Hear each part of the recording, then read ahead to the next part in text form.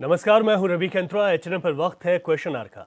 26 मार्च 1974 को उत्तराखंड के चमोली जिले में एक आंदोलन हुआ था जिसमें पेड़ काटने के प्रयास हुए और वहां की स्थानीय महिलाओं ने किसी बड़े नेता के नेतृत्व की जगह खुद के दम पर पेड़ों की कटाई रुकवा दी। यह चिपको आंदोलन ऐतिहासिक हो गया।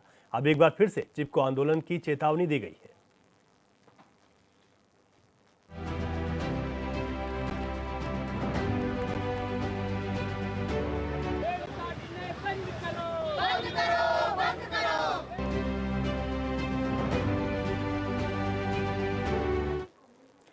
यानी कि चिपको आंदोलन 2.0 देहरादून ऋषिकेश मार्ग के चौड़ीकरण की तैयारी है, लेकिन हजारों पेड़ों की बलि देनी होगी। इसके लिए पर्यावरणविद लगातार सवाल उठा रहे हैं और आंदोलन की चेतावनी दे रहे हैं। इसमें कोई शक नहीं है कि बदलते दौर में विकास कार्य अनिवार्य है, लेकिन सबसे बड़ा सवाल है कि किन शर्तों पर। पर्यावरण को बर्बाद कर अगर विकास चाहिए तो फिर जिंदा कैसे रहेंगे, इस पर भी विचार करना होगा। कई सवाल हैं जिसे लेकर आज चर्चा करेंगे। बहुत महत्वपूर्ण चर्चा है, लेकिन उससे पहले एक रिपोर्ट के जरिए आपको पूरा मामला समझाते हैं।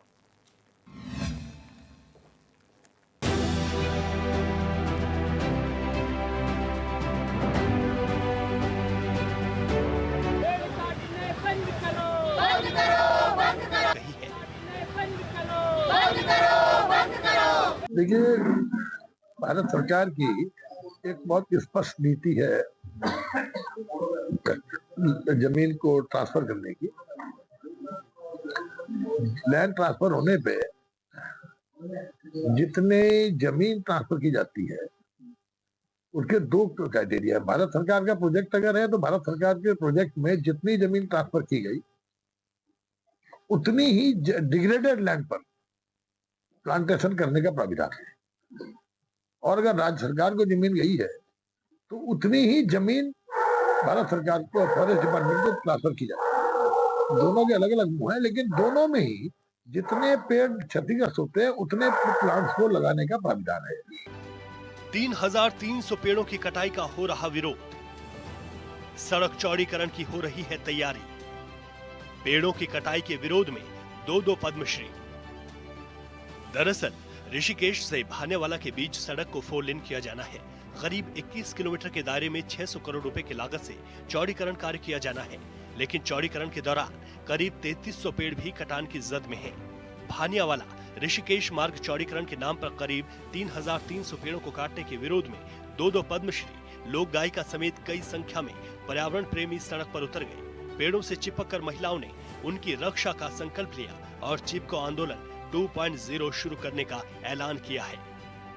एक बैलेंस तो बना रहता है, लेकिन केवल क्योंकि देखिए विकास और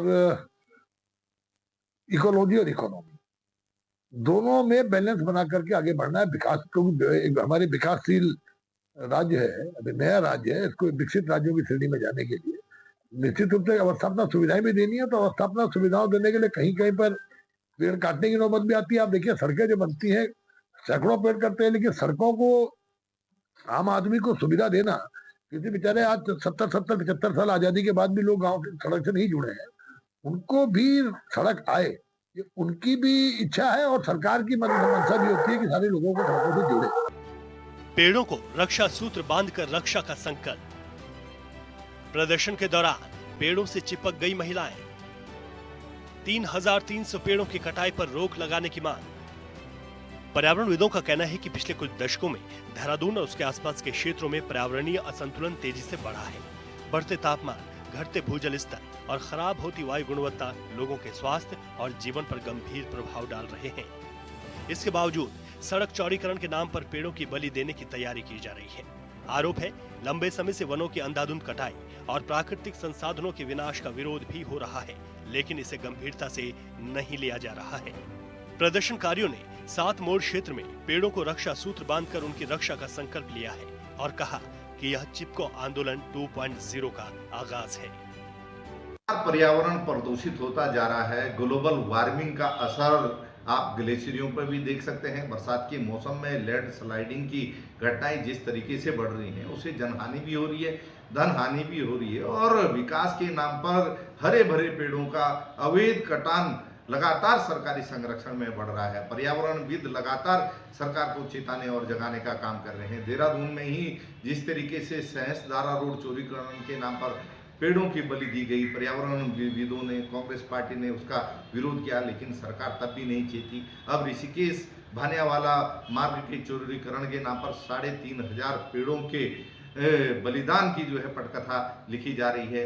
महिलाएं पेड़ों से चिपक करके आंदोलन कर रही हैं, पेड़ों की रक्षा के लिए आवाज उठा रही हैं, लेकिन सरकार जो है लगातार विरोध को नजरअंदाज कर रही है। उनमें ही जिस तरीके से हाथी बड़गला मार्ग के चौड़ीकरण के नाम पर पेड़ों के कटान की योजना थी, कांग्रेस पार्टी और पर्यावरणविदों की और आम जनमानस के विरोध के बाद वो तो खटाई में पड़ गई है, लेकिन सरकार विकास को पेड़ों के कटान की कीमत पर ही क्यों करना चाहती है, उसके विकल्प क्यों नहीं तलाश रही है। एक और वृक्षारोपण की बात करते हैं, उस पर करोड़ों रुपया खर्च किया जाता है, लेकिन वो पौधे पेड़ों में बदलते ही नहीं है, उनके रख रखाव की कोई योजना नहीं बनती, और जो पेड़ पर्यावरण की रक्षा कर रहे हैं उनको आप लगातार सरकारी संरक्षण में काट रहे हैं। ये गलत परंपरा है और इससे पर्यावरण को नुकसान हो रहा है। देखते हैं सरकार इस पर कब गंभीर होती है और कब पर्यावरण की रक्षा के लिए कदम उठाती है और विकास के लिए विकल्प तलाशती है। तो ये रिपोर्ट आपने देखी। उत्तराखंड में चिपको आंदोलन 2.0 का ऐलान कर दिया है पर्यावरण प्रेमियों ने, पर्यावरणविदों ने, और साथ ही साथ उस चिपको आंदोलन की शुरुआत जिससे उत्तराखंड की एक पहचान भी है कि कैसे यहाँ के लोग अपने पर्यावरण को लेकर चिंतित रहते हैं। और उस दौर में जब चिपको आंदोलन हुआ तो यहाँ पर एक नज़ीर बना कि कैसे महिलाएं पेड़ों से चिपक गई थी, और इसी वजह से इसको चिपको आंदोलन का नाम भी दिया गया था। और इसमें बड़ी बात यह है कि जो ऋषिकेश देहरादून की जो सड़क है, जिस पर 7 मोड़ के नाम से सभी लोग उसको जानते हैं, यहाँ पर सड़क के चौड़ीकरण और उसको मोड़ों की जगह सड़क को सीधा करने के लिए करीब करीब ये माना जा रहा है कि 3,500 के करीब ऐसे पेड़ हैं जिनको चिन्हित किया गया, उनको काटना होगा तभी सड़क यहाँ पर सीधी होगी। लेकिन सवाल उठ रहा है कि विकास तो ठीक है, लेकिन अगर पर्यावरण का कहीं ना कहीं उसको क्षति पहुंचेगी तो इसका हट जाना कैसे होगा और इसको कैसे ठीक किया जा सकता है, इसी को लेकर चर्चा करेंगे आज। इसी को लेकर आज चर्चा करेंगे और ये जानने की कोशिश करेंगे पक्ष विपक्ष, पर्यावरणविदों से, वरिष्ठ पत्रकार से कि कैसे इस पर कोई रास्ता निकाला जा सकता है। और जिस बात को कहा जा रहा है उसको लेकर जो आंदोलन चल रहा है, इस आंदोलन को भी समझना पड़ेगा कि कहीं यह आहट चिपको आंदोलन 2.0 की तो नहीं, क्योंकि इसका ऐलान हो गया है। हमारे मेहमान हमारे साथ जुड़ गए हैं, सबका स्वागत कर लेता हूं। हमारे साथ आज की इस चर्चा में वरिष्ठ पत्रकार प्रेम पंचौली जी हैं, स्टूडियो में मौजूद है। पंचौली जी, आपका बहुत स्वागत है। हमारे साथ पर्यावरणविद डॉक्टर त्रिलोक चंद्र सोनी जी हैं, सर आपका बहुत स्वागत है। हमारे साथ राजेश्वर पैनुली जी हैं, भारतीय जनता पार्टी के प्रवक्ता, वर्चुअली जुड़े हैं, बहुत स्वागत है पैनुली जी आपका। अभिषेक भंडारी जी हमारे साथ कांग्रेस के नेता जुड़े हुए हैं, बहुत स्वागत है। और हमारे साथ उत्तराखंड क्रांति दल से टीकम राठौड़ जी जुड़े हुए हैं, राठौड़ जी आपका बहुत स्वागत है। सभी का बहुत स्वागत है और चर्चा बहुत महत्वपूर्ण है। सबसे पहले मैं ये चाहता हूं कि यहाँ पर पर्यावरण की दृष्टि से इस बात को समझा जाए, लेकिन हम पर्यावरणविद जो हमारे साथ इस वक्त मौजूद हैं उनके पास चलेंगे, लेकिन ठीक है पहले पॉलिटिकल समझ लेते हैं। राजेश्वर पैनुली जी, पेड़ों का कटान किसी को भी पसंद नहीं है, चाहे आप लोग सरकार में, आप लोगों को भी नहीं पसंद है कि भाई पेड़ कटें, और विपक्ष तो इस बात को कह ही रहा है कि पेड़ काटोगे तो ठीक नहीं है, सरकार के खिलाफ आंदोलन है। लेकिन यहाँ पर जो पर्यावरण प्रेमी हैं वो, और साथ ही साथ जो हमारे लोक से जुड़े हुए कलाकार हैं, वो तमाम लोग अब साथ हो गए हैं कि इन पेड़ों की बलि नहीं देने दी जाएगी। आंदोलन की शुरुआत हो गई है। सरकार का इस पर क्या कहना है, क्योंकि कई दिनों से ये पूरा मामला चल रहा है। आप लोग भी सोच रहे होंगे कि अगर पेड़ों की बलि दी जाती है, लेकिन दूसरी तरफ विकास भी है जो कि आप लोगों को करना है, क्या सोच रहे हैं आप इस पर पूरा? रवि जी, आपकी बात बिल्कुल ठीक है। हम लोगों में से हम सब पहाड़ के लोग हैं, हम उस क्षेत्र के लोग हैं जहाँ हमारे पूर्वजों ने संस्कृति को बचाने के लिए, पेड़ों को, वृक्षों को बचाने के लिए जंगलों के बीच में खेती से लेकर के सारे काम किए, और साथ साथ जो है मतलब मानव का जो उन संघर्षों को भी देखा जो जानवरों के साथ होता है। उन संघर्षों के बीच में भी रहे, अलाइव रहे, आगे रहे, अपना जीवन शैली चलाते रहे जी। तो हम लोग सब लोग पेड़ों के साथ हैं, चाहे हम हैं चाहे हमारी पार्टी है। हम सब चाहते नहीं कि पेड़ कटे, लेकिन जैसा आपने खुद भी कहा और अधिकतर लोगों का मानना है कि सस्टेनेबल ग्रोथ जो है वो होनी जरूरी होती है। अब ग्रोथ तो आपको करनी पड़ेगी, बिना ग्रोथ करे कोई तरीका नहीं। तो हमें हमेशा उसके बीच का रास्ता निकालना पड़ेगा। जहां तक हमारी मातृशक्ति की बात है, जहां तक चिपको आंदोलन की बात है, हम उसका स्वागत करते हैं। कोई चीज गलत हो रही है तो उनका आगे आना जरूरी है, और वो आकर के आए, चाहे सरकार हो, चाहे सरकार के नुमाइंदे हो, उनको चेताया जाना जरूरी है, लेकिन खुले दिल से आए, सरकार की बातें भी समझने की कोशिश करें कि सरकार को ऐसा क्यों करना पड़ता है या सत्ता को ऐसा क्यों करना पड़ता है और कैसे सस्टेनेबल ग्रोथ होगा। अगर आप ऋषिकेश से उसकी बात करते हैं तो ये माना जा रहा है, जिस ढंग से जो लॉजिकली और जो साइंटिस्ट का कहना है कि हम उसमें ह्यूमन और जो एनिमल कॉन्फ्लिक्ट है उसको रोकना चाहते हैं, मतलब मानव में और जो जानवरों के साथ जो हमारा कॉन्फ्लिक्ट है रोकने के लिए हाँ। 4 उसमें लगभग एलिफेंट कॉरिडोर बनाए जा रहे हैं कि जिससे एलिफेंट को जो है उसमें से आराम से आ जा सके, डायरेक्ट ह्यूमन का इनकाउंटर उनके साथ न हो। लेकिन साथ साथ जहां तक वो 3000 वृक्ष की बात है, जहां तक इसकी बात हम करें कि जो ऑलरेडी ग्रोन अप वृक्ष है उनको हम चाहे कितना एफोरेस्टेशन की बात कर लें, चाहे हम कितने भी वृक्ष लगा लें, चाहे एक वृक्ष की जगह 5 वृक्ष लगा लें, उसका एक अपना टाइम शेड्यूल है। चाहे कोई वृक्ष 10 साल में बनता है, कोई 50-50 साल में ग्रो होता है, तो आप उनको उनके साथ कंपेयर तो नहीं कर सकते, इसमें कोई शक नहीं है। और सरकार भी बात को समझती और जानती है, लेकिन कहीं ना कहीं सरकार को भी कंपेल्ड है। और जितने अच्छे साइंटिस्ट हो सकते हैं, चाहे जितने अच्छे पर्यावरण हो सकते हैं, उन सबसे बात करके कि हम ग्रोथ भी कैसे करें और साथ साथ जो है जो दूसरे जो ग्रोथ के साथ साथ जो भी हमारे प्राकृतिक धरोहर है उनको कैसे बचाया जाए। सरकार इसके प्रति बहुत अधिक चिंतित भी है और सरकार इसके प्रति हर चीज को लेने के लिए तैयार है। कोई भी सजेशन से पीछे हटने या कोई भी सजेशन जो प्रैक्टिकल हो उसको ग्रहण करने में पीछे हटने वाली नहीं है। ठीक है, बहुत सकारात्मक बात है। अभिषेक भंडारी जी, कांग्रेस का इस पर क्या कहना है? उत्तराखंड में चिपको आंदोलन 2.0 का ऐलान, इस बात का जिक्र हम इस वजह से कर रहे हैं क्योंकि ये वही उत्तराखंड है जहां पर पेड़ों पर चिपक कर महिलाओं ने पेड़ों को बचाया, उनकी बलि देने से उनको बचाया। लेकिन आज के दौर में सरकार का ये कहना है कि विकास करना है, साथ ही साथ जो सुझाव है उनके लिए भी पूरी तरीके से खुले मन से सरकार उनको आमंत्रित करती है कि बताइए क्या कर देना चाहिए अगर ये नहीं करना है तो। कांग्रेस का क्या कहना है इस पर? धन्यवाद रवि भाई, HNN चैनल के माध्यम से आज इस चर्चा का हिस्सा बना। और भाई राजेश्वर पैनुली जी, उन्होंने बड़ी सौम्यता से अपनी बात रखी, सरकार का भी पक्ष रखा और अपनी बात भी रखी कि किस तरह से पेड़ों को बचाएं। और आप इनकी जैसे कि चाहे पार्टी हो या जनता से सुझाव ले सकते हैं, लेकिन क्या वाकई में सरकार सुझाव लेती है? ऐसा है, अगर वाकई में सरकार संजीदा है, सुझाव लेना है, तो ये दिखता किसी जगह पे नहीं, धरातल पे कहीं दिखता नहीं है। मैं आपको बता रहा हूँ, साल दर साल यहाँ पे ग्लोबल वार्मिंग के चक्कर में कितना हमारा टेम्परेचर बढ़ गया है। देहरादून में 2024 में लगभग 43 पॉइंट या 44, अभी चैनल पे देख रहा था, लगभग इतना टेम्परेचर बढ़ गया। आज से 10 साल, 5 साल, 15 साल, 20 साल पहले देहरादून में मुश्किल से मुश्किल पंखे, कूलर या एसी तो चुनिंदा किसी के दिखाई देते होंगे। आज सबकी डिमांड हो गई है एसी, सबकी गाड़ियों में एसी। तो ये ग्लोबल वार्मिंग एक कितना बड़ा संकेत है हमारे लिए। 1974 में जब गौरा देवी, चंडी भट्ट जी, हमारे सुंदरलाल बहुगुणा जी उत्तराखंड के ही थे, उत्तर प्रदेश, हम उस टाइम उत्तर प्रदेश का हिस्सा हुआ करते थे, तो इन्होंने एक बड़ा मुहिम छेड़ा।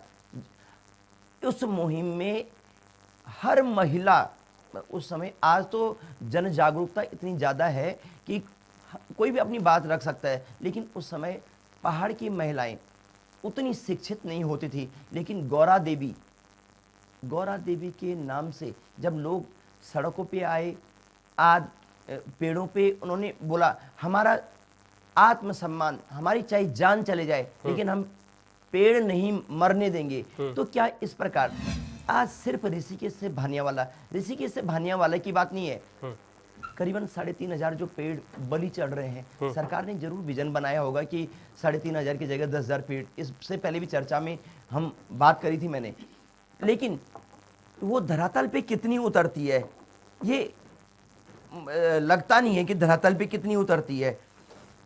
आज देहरादून में जल स्तर कहाँ का कहाँ चले गया। अब प्रचंड बहुमत की सरकार अब शायद कुछ 1-2 महीने से बैकफुट पे आई है, लेकिन सबको कुचलने का, रौंदने का काम किया है कि चाहे तुम कुछ भी कर लो, पेड़ लगाएंगे, पेड़ काटेंगे। अब लगाएंगे कहाँ ये तो बताते नहीं है, लेकिन काटेंगे जरूर। हमारे वन मंत्री जी, इस जिसमें इनका बहुत अहम योगदान होना चाहिए था। वन मंत्री जी अभी आज के पेपर की रिपोर्ट है कि वन विकास निगम के ठेके पड़ गए, अधिकारियों ने बंदर बांट कर दी और मंत्री जी को पता ही नहीं। फिर मंत्री जी ने तुरंत संज्ञान लिया। मंत्री जी ने तब बताया कि भाई मुझे इस बारे में जानकारी नहीं थी। तो क्या चल रहा है इस प्रदेश में? विभाग में मंत्री को पता नहीं, मंत्रियों के नीचे क्या हो रहा है मुख्यमंत्री को पता नहीं। तो आप किस तरह से विकास की बात कर रहे हैं?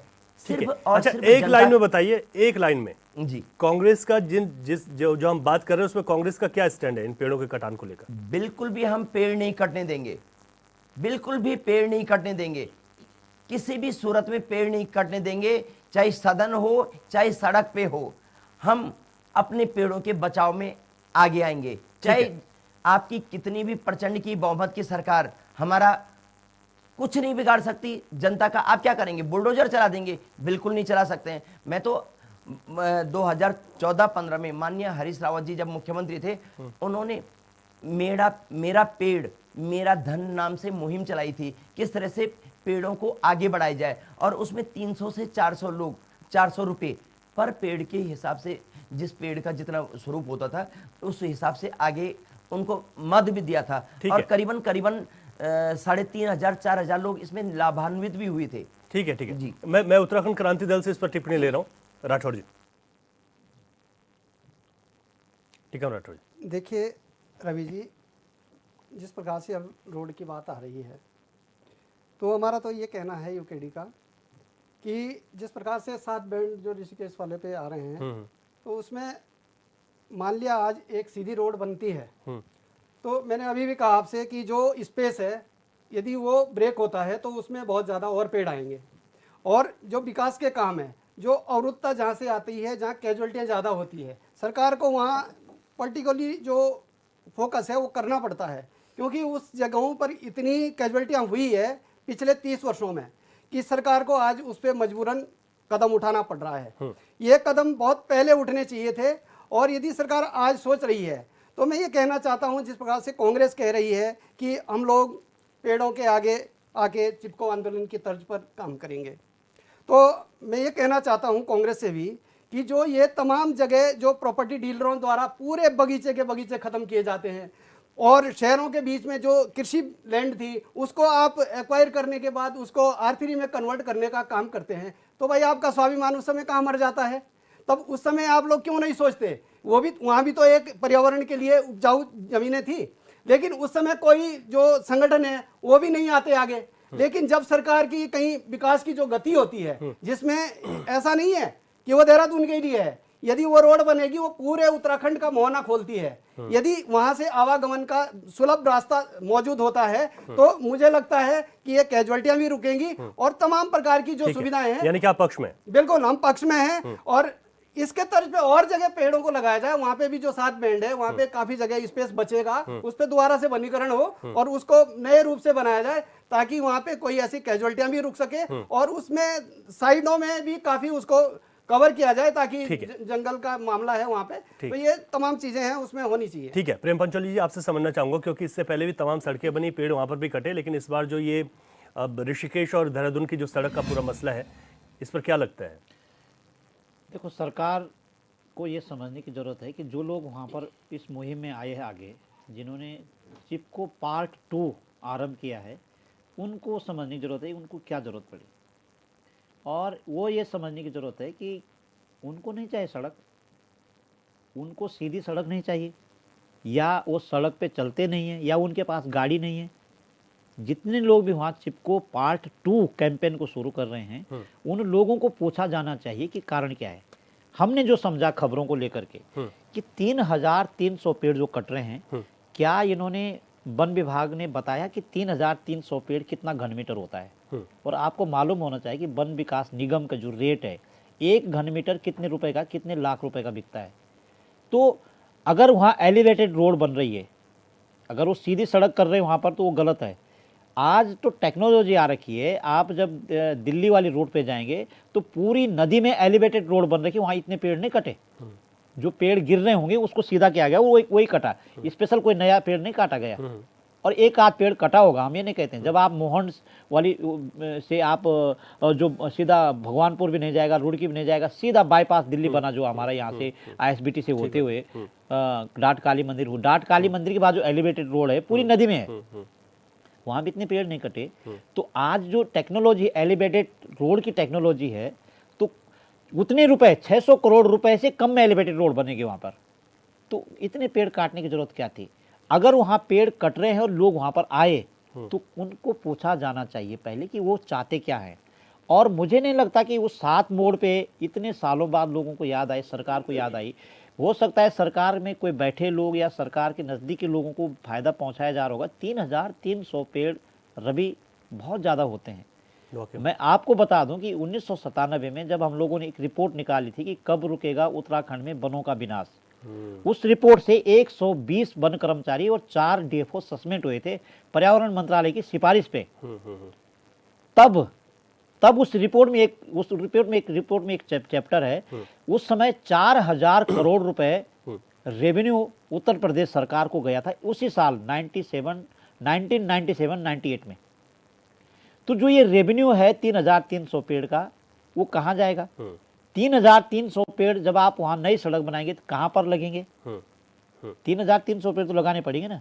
अब आप बोलेंगे यहाँ तो पेड़ बहुत ज्यादा है, सरकार के आंकड़े यही तो बताएंगे कि इतने वृक्षारोपण होगी, यहाँ पेड़ बहुत ज्यादा है। तो मौसम पहले समय से पहले क्यों बदल रहा है? जहां बर्फ नहीं पड़ रही थी वहां आजकल बर्फ गिर रही है और टिक भी नहीं रही है। बुरांस का फूल जो आपको 15 अप्रैल तक, आपको पता है कि 14 मार्च से हमारी फूलदेई का त्यौहार शुरू हो गया है। कहीं फूलमाला का त्यौहार कहते हैं, कहीं फुलियात कहते हैं उसको, और हम 1 महीने तक उस फूलों का त्यौहार मनाते हैं। और 15 तारीख को बुरांस का फूल पूरे घरों में माला बनती, एक घर से दूसरे घर पे बांधी जाती माला, उस पे अलग अलग तरह के व्यंजन बांधे जाते हैं, उस त्यौहार को मनाया जाता है। और वो बुरांस का फूल आपको 15 दिसंबर से 15 फरवरी तक फूल चुका होता है, वो आ चुका होता है। तो जो ये क्लाइमेट चेंज का जो असर दिख रहा है वो आपके और हमारे कारण से है ना, वो किसी ऊपर से वाले ने तो कोई गलती नहीं की ना। हमारा कारण क्या है? हम पेड़ को काट रहे हैं, हम जंगलों का दोहन कर रहे हैं, विदोहन कर रहे हैं, लेकिन जंगलों का संरक्षण नहीं कर रहे हैं। हम जंगलों का संरक्षण कागजों में कर रहे हैं। कागजों में आप इतने जंगल पाएंगे कि आप इतनी बायोडाइवर्सिटी पाएंगे जो हकीकत में नहीं है। तो जो ये बाय नेचुरल जो नेचर का जो संतुलन बनाना पड़ेगा, पेड़ कभी ना कटे, ये भी गलत है, ये भी समीचीन नहीं है।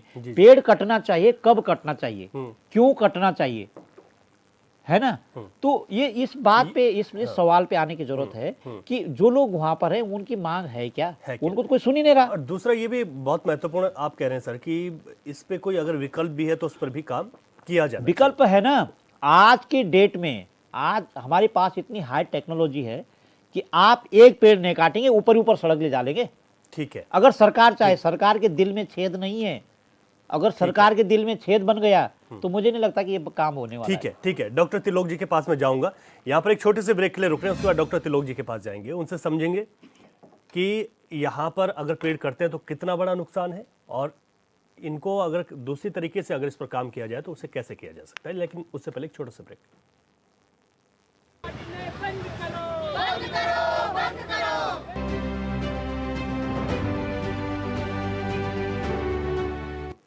ब्रेक के बाद एक बार फिर आपका स्वागत है।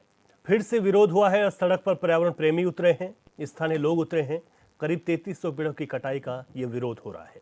इसी को लेकर हमारी चर्चा जारी है कि आखिर जो विकास के नाम पर अगर पेड़ों की बलि दी जा रही है तो क्या हमारे पास कोई अन्य विकल्प नहीं है। डॉक्टर तिलोक जी हमारे साथ हैं, पर्यावरणविद हैं, उनसे समझते हैं। डॉक्टर तिलोक जी, ये जो मसला सामने आ गया सबके बीच और इसको चिपको आंदोलन 2.0 का नाम दिया जा रहा है, एक ऐलान छेड़ दिया गया है, हम कैसे समझें इसको? 3300 पेड़ों की कटाई है और दूसरी तरफ विकास का नाम।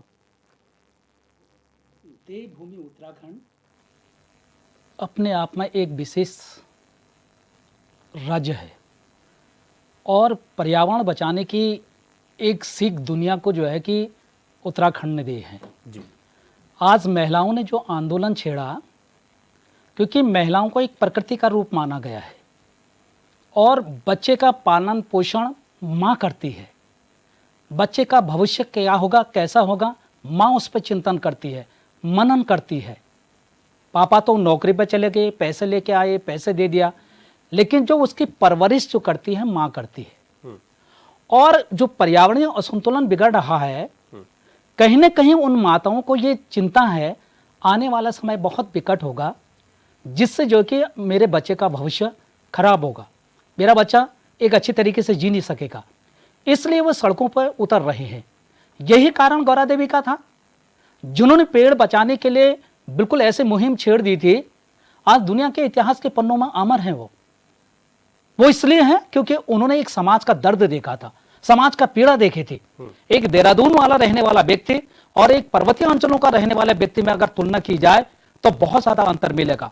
हम लोग जो पहाड़ी अंचलों में रहते हैं, पहाड़ का दर्द समझते हैं, पहाड़ की पेड़ की कीमत समझते हैं। अगर उन माताओं को पूछा जाए जो जिन माताओं का जलाने के लिए लकड़ी उस पेड़ से मिलती है, पशुओं के लिए चारा उस पेड़ से मिलता है, एक पर्यावरण संतुलन उस पेड़ से मिलता है, तो क्या जितना महत्व मां उस पेड़ के बारे में जानते हैं उतना पुरुष नहीं जानता है।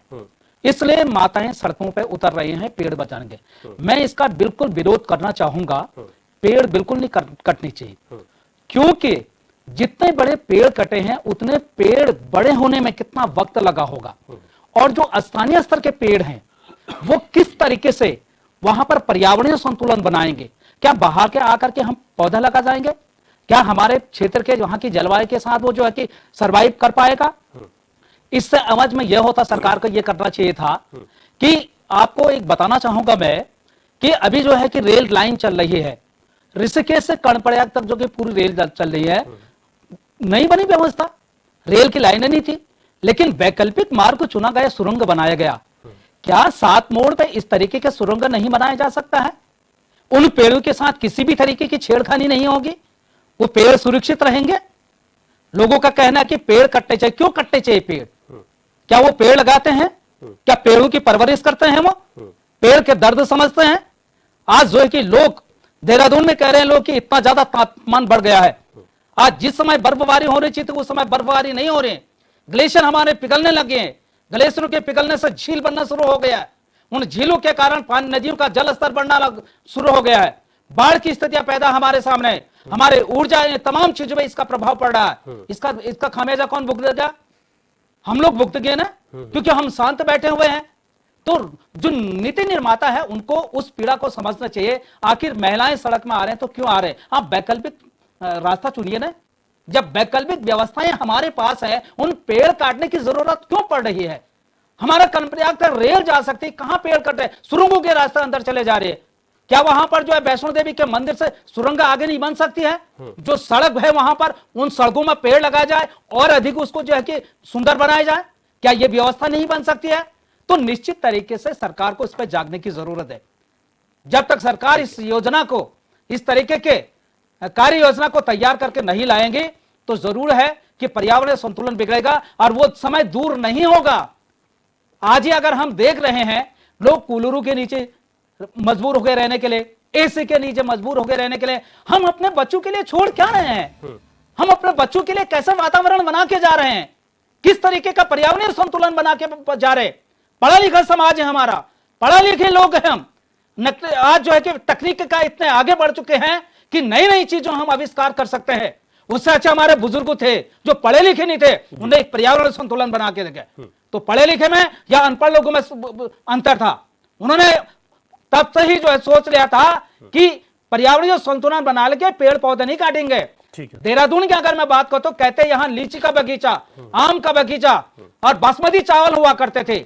आज वो सब अचट हो गए, सब कट गए। सरकार उस पर क्या करती है? जो स्टाम्प रेट बढ़ा देती है। उस स्टाम्प रेट बढ़ने से क्या हो रहा है? जमीन की तो कीमत बढ़ जा रही है। एक गरीब आदमी अगर वो आना चाह रहा वो भी जमीन नहीं खरीद पा रहा है, वो आ नहीं पा रहा। जो ऊंचे पूंजीपति लोग हैं वही यहां पर। तो इस ओर हमें स्टाम्प शुल्क बढ़ाने के बजाय हमें यहां पर जो कि भू कानून के माध्यम से यहां की जमीन की सुरक्षा करनी पड़ेगी, यहां की जमीन को बचाना पड़ेगा। अगर जमीन नहीं बचेगी तो आने वाला दिल्ली का जैसा वातावरण देहरादून में हमको देखने को मिलेगा, हमारा बाहर निकलना मुश्किल हो जाएगा, हमारे बच्चों के तमाम चर्म रोग पैदा हो जाएंगे, फेफड़ों से संबंधित रोग हो जाएंगे। कोरोना ने इंसानों को सिखा दिया है, प्रकृति के साथ जिसने छेड़खानी जीतने की और उसका विकराल रूप जब आएगा तो दुनिया की कोई ताकत उसको रोक नहीं सकती है। तो इसलिए हमें वक्त रहते हुए वैकल्पिक मार्गों की सोचना चाहिए, ठीक है, वैकल्पिक चीजें लाने चाहिए, हमें सुरंग बनाना चाहिए। सुरंगों के माध्यम से वहां पर से अगर किसी को आपत्ति हो रही, गाड़ी वालों को दिक्कत हो रही और जो रोड वहां पर बनी है उस और सघन पौधारोपण करे तो निश्चित तरह से पर्यावरण संतुलन बनेगा। ठीक है, पैनुली जी, पर्यावरण विदों का साफ तौर पर यह कहना है कि पेड़ों का कटान नहीं होना चाहिए और इसके लिए वैकल्पिक जो हमारे पास जो विकल्प हैं उन विकल्पों को चुनना चाहिए, चाहे उसमें सुरंग की बात हो रही हो या फिर एलिवेटेड की बात हो रही हो। क्या इतने दिनों से इस पूरे मसले पर चर्चाएं गर्म हैं, विपक्ष भी लगातार हमलावर है, सरकार के भीतर मंथन चल रहा है विकल्पों पर काम करने का? विकल्प पे काम करती है। पेड़ काटना या पेड़ को का अपने रास्ते से हटाना लास्ट रिजॉर्ट होता है। मुझे लगता है कि शायद कहीं ना कहीं कम्युनिकेशन गैप है और कहीं ना कहीं हम सबको मिलकर के एक बार सोचना चाहिए। भंडारी जा रहा हूँ जो हम बात सिंपल सी जो तरीके जो बता रहे थे अभी हमारे त्रिलोक जी भी बता रहे थे, प्रेम पंचोली जी भी बता रहे थे। देखिए, हम जब एलिफेंट कॉरिडोर की बात कर रहे हैं तो एलिवेटेड रोड है। आप ही समझ लीजिए, एलिफेंट का ऐसा मतलब थोड़ी कि रोड के पर आगे चलेगा। तो आप जो बातें कर रहे हैं जितना प्रैक्टिकली पॉसिबल है उनको सब कुछ करने के बावजूद भी क्या पेड़ नहीं कटेंगे, इसकी बात होती है। तो वो कहीं ना कहीं करा जाता है और उसको भी मुझे भी लगता है जिनकी हम बात कर रहे हैं कि 3200 कटेंगे, 3000 कटेंगे, वो कहीं ना कहीं सरकार में लगातार मंथन चल रहा है कि उसको भी कट डाउन कैसे करा जाए और उसको कम कैसे किया जाए। अब रह गई बात सुरंगों की बात, तो आप सुरंगों को जो ऐसे अपेरेंटली आपको लगता है उसके भी बहुत से इकोलॉजिकल बैलेंस डिसबैलेंसेज हैं। मुझे लगता है कि हमें शायद ये कह सकता हूं मैं कि मैं उतना टेक्निकली क्वालिफाइड नहीं हूं और उन चीजों बातों, लेकिन अगर कोई भी आप लॉजिकल भी समझने की कोशिश कीजिएगा तो आप जो सुरंगों की बात करते हैं वो भी इलॉजिकल जो अपना इकोलॉजिकल जो होता है या बैलेंसेज होता है, जो आपके दूसरे बैलेंसेज होते हैं, जो प्राकृतिक बैलेंसेज होते हैं, उसमें उनका भी इम्पैक्ट आता है। और जहां तक सुरंग की बात है, सुरंग कहीं ना कहीं से तो उसी जमीन के अंदर से जाता है ना जिसमें आपके पेड़ इसके ऊपर रहते हैं, ये बात नहीं है। तो उन सब चीजों की भी बातें की जाती हैं जब पर्यावरण जो होते हैं, जो भी डेवलपमेंट की बात होती है। पेड़ काटना किसी भी सरकार का, और खास करके भारतीय जनता पार्टी की सरकार जो वैसे भी प्रकृति प्रेमी है, उसका कोई भी ऐसा वो नहीं है कि पेड़ काटे। और बड़े ओपन उससे है कि चाहे वो पर्यावरणविद से बात करनी हो, चाहे दूसरे लोगों से बात करनी हो, चाहे चिपको आंदोलन के लोगों से बात करनी हो, और उनका सम्मान करते कि वो लोग भी पेड़ की बात कर रहे हैं। हम जहां तक हमारे सम्मान करते हैं उनका पूरा सम्मान करते हैं। उन सब चीजों पे उनसे भी बात करके रखे, रास्ता वो निकल पाएगा जो प्रैक्टिकली पॉसिबल होगा, जिसमें सबसे कम नुकसान प्राकृतिक रूप से होगा। बात सिर्फ पेड़ की नहीं है, टोटल इकोलॉजिकल बैलेंस की भी, मतलब टोटल प्राकृतिक संरचना के बैलेंस की भी साथ साथ होती है। सिर्फ एक एस्पेक्ट नहीं देखा जा सकता, दूसरे कई एस्पेक्ट्स होते हैं जिनको हमें कहीं ना कहीं से ध्यान रखना चाहिए। और हमारे पास और पूरे देश के पास, भारत के देश के जितने एक्सपर्ट होते हैं उन सब चीजों पे काम करते हैं। और सबसे बड़ी बात है, जैसा अभी शायद प्रेम पंचोली जी ने बोला कि हम लोग वो लोग हैं, उत्तराखंड वो जगह है जिसने पूरे भारत में या कहिए पूरे दुनिया को दिखलाया कि महिलाएं कैसे आगे बढ़ करके चिपको आंदोलन किया, कैसे उन्होंने पेड़ों की सुरक्षा की, कैसे वृक्ष मित्र बने, इन सब बातों की जैसे उन्होंने बताया। मुझे लगता है कि बहुत अच्छी बात बताई। अगर हम उसकी बात करें कि अगर जो वायनाड में भी, जो वायनाड जो केरला में है, जैसे माननीय राहुल गांधी जी जहां से आए थे, पहले जीत गया, प्रियंका गांधी है जहां से, वहां पर भी ये माना जाता है इकोलॉजिकल बैलेंस खराब हुआ था, जिसके कारण से वहां इतनी बड़ी तबाही आई है और जिसके कारण से इतनी चीजें वहां पर भी जाकर के कहीं ना कहीं से नुकसान हुई है।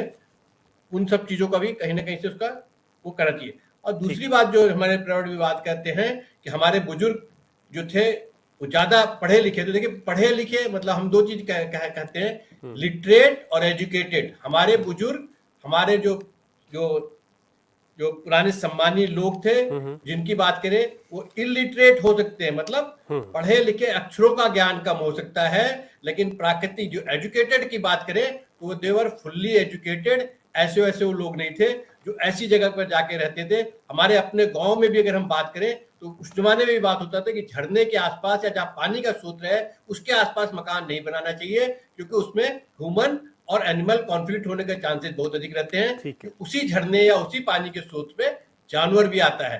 तो ये जो जहां तक उनके एक्सपीरियंस की बात, जहां तक उनके नॉलेज की बात, तो वो एजुकेटेड थे। लिटरेसी का हो सकता है कि कहीं ना कहीं उनमें कमी रही हो, जो हम आज के हिसाब से सोचते हैं। ठीक है सर। अभिषेक भंडारी जी, भारतीय जनता पार्टी इस बात को कर रही है कि मानव वन्य जीव संघर्ष को यहाँ पर कम किया जाएगा अगर इस सड़क का निर्माण होता है। दूसरी बात यह है कि उन्होंने कहा कि जो पर्यावरण प्रेमी और इस आवाज को उठा रहे हैं उनको निराश नहीं किया जाएगा। और तीसरी बात उन्होंने कही कि भारतीय जनता पार्टी वो पार्टी है जो पर्यावरण प्रेमी पार्टी है। ठीक है रे भाई भाजपा के प्रवक्ता राजेश्वर पैन्यूली जी वो भी चर्चा में हैं, टीकम राठौड़ जी हैं, हमारी पैन्यूली जी हैं, पांचोली जी हैं और तिलोक भाई हैं, आप भी हैं रवि भाई। तो ये हम अभी चर्चा में क्यों बैठे हैं? जब उत्तराखंड के हैं, हमें उत्तराखंड का दर्द हो रहा है और हमारे सामने सामने बहुत सारे पेड़ कट रहे हैं।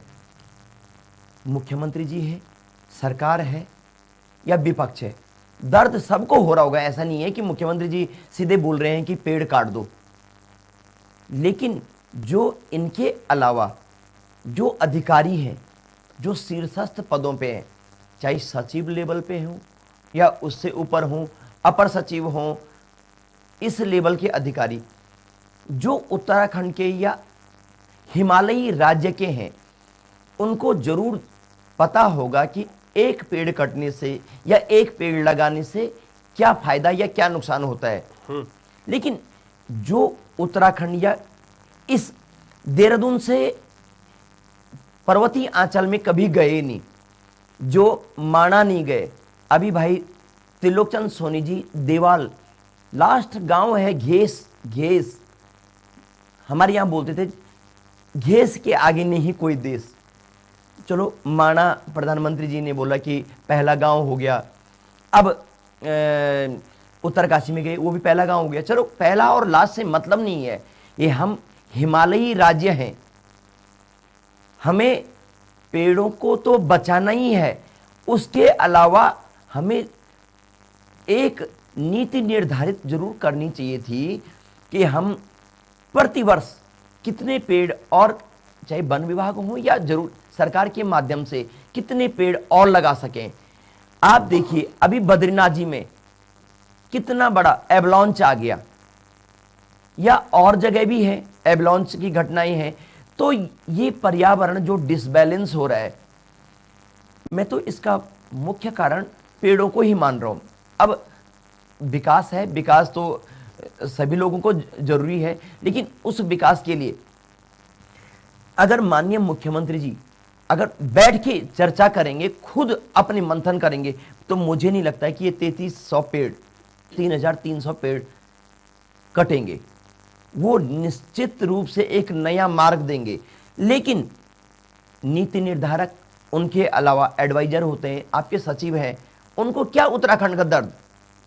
जब दिल्ली में आज ये माना जाता है कोई आदमी अगर पैदा होता है तो उसकी उम्र 10 साल कम हो जाती है, जैसे हमारे उत्तराखंड या अन्य राज्यों की तुलना में। क्यों? वहां वो पहले डे फर्स्ट से ही उस आबो हवा में, उस पानी में, दूषित पानी में जो खा रहा, हर चीज दूषित, दाल चावल सब्जी हर चीज दूषित। उत्तराखंड में कम से कम हम खुले में हवा सांस तो ले सकते हैं। पानी आज जरूर आरओ का पीने लगे होंगे, फिल्टर पानी, वो भी मिनरल लेस पानी।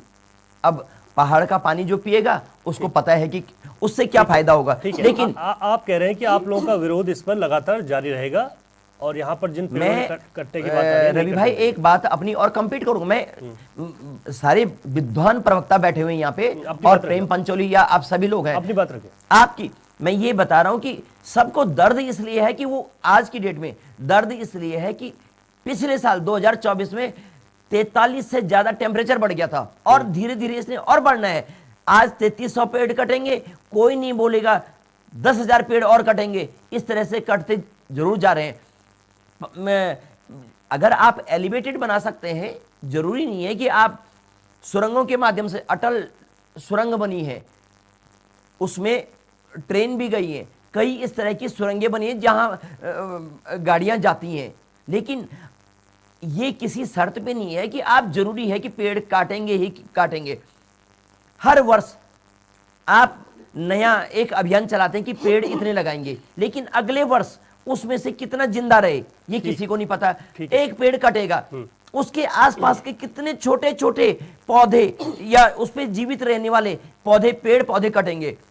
लेकिन जब आप एक पेड़ लगाएंगे, 10 पेड़ लगाएंगे, अभी प्रेम पंचोली जी कितना विस्तृत रूप में उन्होंने बताया कि 1 घन मीटर, एक पेड़ कितने घन मीटर में होता है। तो इस तरह से अगर चर्चा बनेगी, लोगों की जागरूकता बनेगी, लोग निसंदेह अपनी सुरक्षा के लिए आगे आएंगे। ठीक है, मैं हमारे जनपद रुद्रप्रयाग में जगत सिंह जंगली जी हैं एक, वो किसी नाम के मोहताज नहीं है, लगभग 50,000 पेड़ लगा दिए हैं। इस तरह से और लोग भी आगे आए।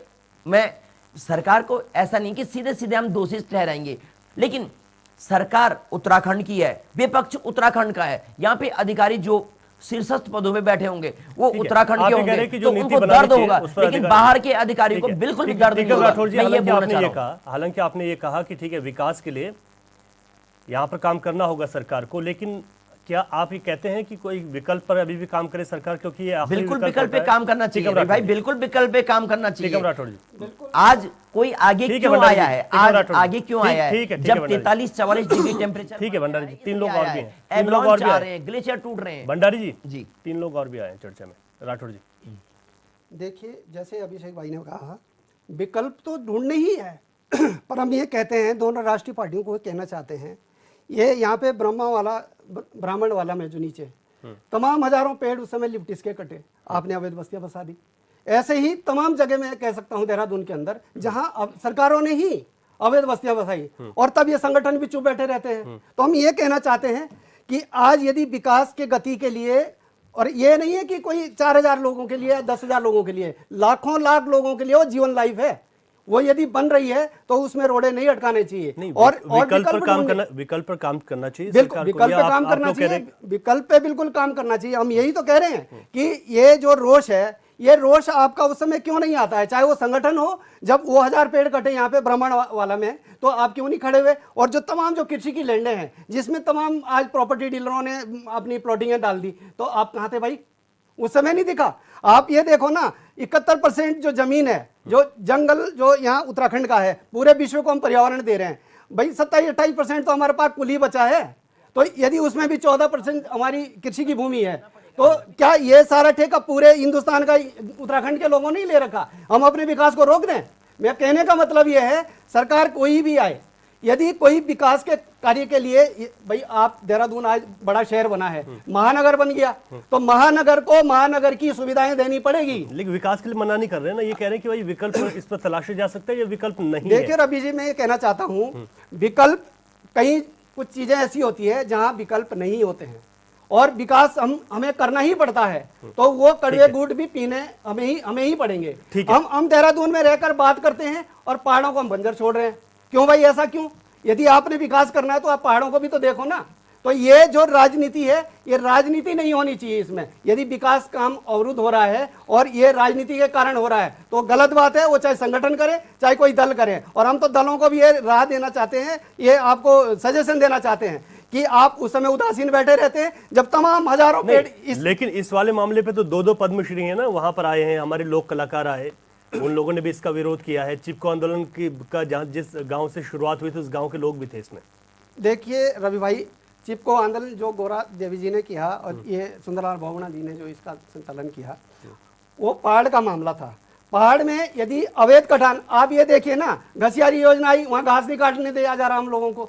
तो ये यदि हम संरक्षण कर रहे हैं जंगलों का और हमें ही उसका लाभ नहीं मिल रहा है, हम यही तो कह रहे हैं। उत्तराखंड के मुख्यमंत्री को हमने यही कहा कि भाई अनुसूची 5 में लाइए ना प्रदेश को, ये तमाम जो सारी व्यवस्थाएं अपने आप ही सुरक्षित हो जाएगी। अनुच्छेद 19 के तहत ये कई प्रावधान है, 244 के तहत कई प्रावधान है, जिसमें हमारी भूमि को कोई अधिकारी तो क्या कोई छू नहीं सकता, कोई यहाँ रह नहीं सकता, हमारी संस्कृति तक को प्रभावित नहीं कर सकता। तो ये कहने का मतलब ये है कि जहाँ विकास के कार्य हो रहे हैं, यदि वहां पे हमें कुछ खामियाजा भुगतना पड़ रहा है, तो मुझे लगता है कि चाहे वो संगठन हो और ये जो आत्मचेतना है ना, ये आत्मचेतना चाहे संगठन हो चाहे दल हो, उस समय भी जिंदा रखें। जब ये पूरी जो तमाम भूमि हमारी यहाँ पे लोगों ने कैप्चर कर दी है, तो उस समय आप लोग पता नहीं कहाँ ठंडे बस्ते में चले जाते हो। ये दुख इस बात का है। ठीक है प्रेम पंचोली जी, सरकार को कैसे इस पर आपका आगे काम करना चाहिए ताकि यहाँ पर जो सवाल उठ रहे हैं उन सवालों का उन लोगों को भी संतोषजनक जवाब मिले, वो भी संतुष्ट हो पाए? सरकार की कितनी महत्वपूर्ण भूमिका हो जाती है? देखो, मैं तो सड़क से कई बार आया हूँ, और एक बात तो वहाँ पे ज़रूर है कि जंगली जानवरों में, विशेषकर हाथियों में और लोगों में आपस में बहुत कॉन्फ्लिक्ट रहता है वहाँ पर, हर समय रहता है, कई बार रहता है। और आज राजेश्वर पैनोली जी ने जो बोला है उससे ऐसा लगता है कि सरकार भी इस पर चिंता कर रही है। कोई ज़रूरी नहीं कि 3300 पेड़ कटेंगे, थोड़ा पेड़ कम हो सकते हैं, पर मैं ये कहता हूँ कि वो एलिवेटेड रोड बने, एलिफेंट कॉरिडोर बने, पर पेड़ों की संख्या थोड़ा और कम हो जाए तो अच्छी बात है, क्योंकि उसको रोका नहीं जा सकता वहाँ पर। अगर जंगली जानवर और मानव के कॉन्फ्लिक्ट को रोकना है और एलिफेंट कॉरिडोर को बनाना है, तो भाई किसी काम के लिए आहुति तो देनी पड़ेगी, लेकिन इस तरह की आहुति नहीं देनी पड़ेगी कि सोंग की नदी को पानी को उठा करके तपोवन में उसको स्टोर बनाओ, एक बड़ा जंगल काट दो। ये समीचीन नहीं है। इस तरह का विकास के नाम पर पेड़ काटना कोई समाधान नहीं है। हाँ, जो राजेश्वर पैनोली जी ने कहा कि कहीं ना कहीं कम्युनिकेशन गायब है, उस पर सरकार बात कर रही, तो पैनोली जी के बात में दम है, वो सरकार में भी है। तो मुझे लगता है कि पेड़ों की संख्या, मैं तो पैनोली जी को ये निवेदन करूँगा कि आप हैंडसम मुख्यमंत्री जी को बता दीजिए कि पेड़ों की संख्या कम हो सकती क्या, तो थोड़ा पेड़ कम कट जाएं, ठीक है, तो अच्छा लगेगा। और उन्होंने आज बहुत अच्छा बोला, और मुझे लगता है कि उनको पूरी सोचना है। नहीं, बिल्कुल पेड़ कम करेंगे, कम कटेंगे, मुझे ऐसा लगता है। ठीक है, डॉक्टर तिलोक जी से आज की इस चर्चा पर फाइनल कमेंट लेते हैं। डॉक्टर साहब, क्योंकि हर कोई ये चाहता है कि पेड़ों का कटान बहुत कम हो, देखिए सरकार भी नहीं चाहती कि पेड़ कटे तो सवाल उठे, लेकिन फिर भी यहाँ पर क्या सुझाव आपका रहेगा सरकार के लिए? नहीं, मैं तो यही सुझाव देना चाहूँगा कि दो विकल्प हमारे सामने आए हैं, उन विकल्पों पर सरकार काम करें। और मुझे लगता है कि शायद जो हमारे बीजेपी पैनोली जी हैं, सत्ता में हैं, उन्होंने बहुत अच्छी बात रखी है, हम समर्थन करते हैं कि बिल्कुल विरोध नहीं किया उन्होंने यहाँ तक किया कि इसका एक तरीके से पूरा समर्थन किया कि पेड़ नहीं कटने चाहिए।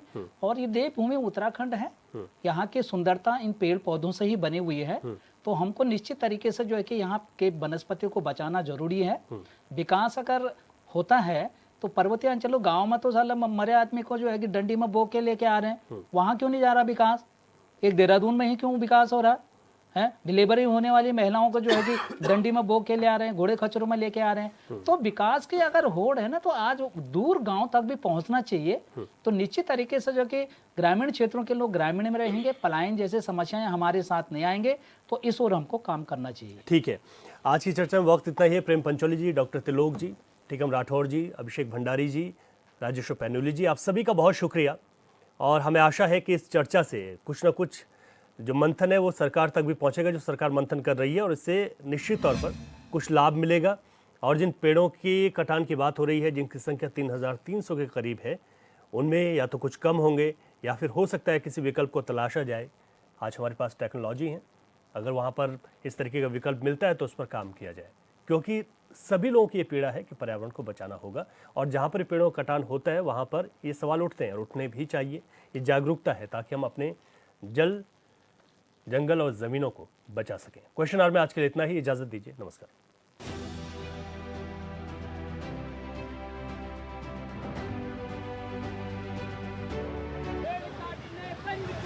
बंद करो।